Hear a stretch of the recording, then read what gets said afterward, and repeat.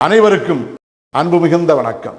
செல்வராமாயணம் என்னும் 20,000 இலக்கண பாடல்களுடன் தமிழில் உள்ள கவிதை இலக்கியங்களுள் மிக பெரும் இலக்கியமாய் திகழ்வதும் இலக்கிய சுவை கொண்டதுமான புதிய ராமாயண காவியத்தை புனைய வைத்த என் இறைவன் ராமனை நன்றியுடன் வணங்கி மகிழ்கிறேன்.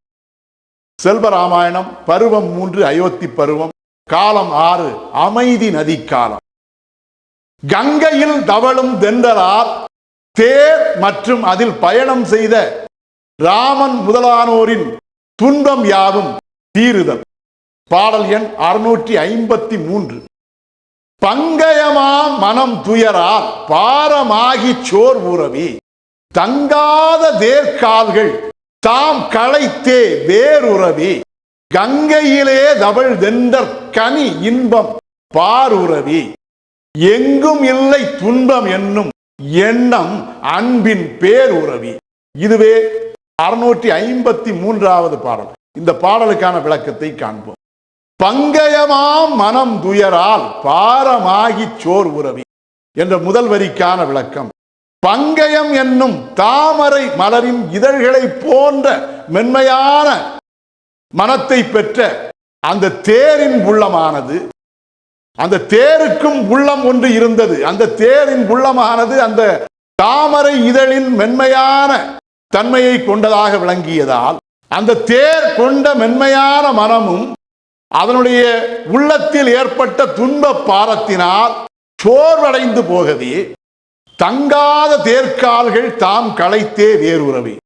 நீண்ட நேரமாக தொடர் பயணம் மேற்கொண்டு எங்குமே நிற்காமல் பயணம் மேற்கொண்ட அந்த தேரினுடைய கால்கள் களைத்து போயிருந்த நிலையில் கங்கையிலிருந்து வந்த தென்றல் தன்னை தொட்டதும் உடனே அங்கே நின்று நிலை பெற்று வேர் போட்டது போல் அங்கே நின்றுவிட கங்கையிலே தவழ் தென்றற் கனி இன்பம் பாருறவி.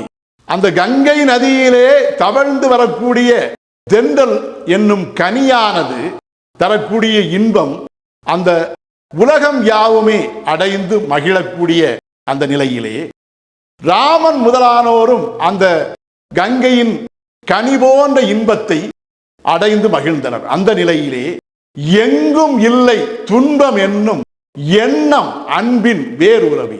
அந்த கங்கை நதியானது இந்த உலகத்துக்கு துன்பமே இருக்கக்கூடாது என்னும் எண்ணம் கொண்டது. அத்தகைய எண்ணம் உலகத்தின் துன்பம் யாவையும் நீக்கிவிடும். அந்த மேலான எண்ணம் அன்பின் பெயரையே உலகத்துக்கு உணர்த்துவதாக, அன்பு என்றால் கங்கைதான் என்று உணர்த்தும் வண்ணமாய் அன்பின் பேரினை தாங்கிய வண்ணமாக வெளிப்பட்டது. இதுவே 653வது பாடலுக்கான விளக்கம். செல்வராமாயணத்தின் 654வது பாடல் மற்றும் அதன் விளக்கம் ஆகியவற்றை அடுத்த பகுதியில் காண்போம். செல்வராமாயணத்துக்கு உங்கள் அன்பையும் ஆதரவையும் தொடர்ந்து தருமாறு அன்போடு கேட்டுக்கொள்கிறேன். அனைவருக்கும் நன்றி, வணக்கம்.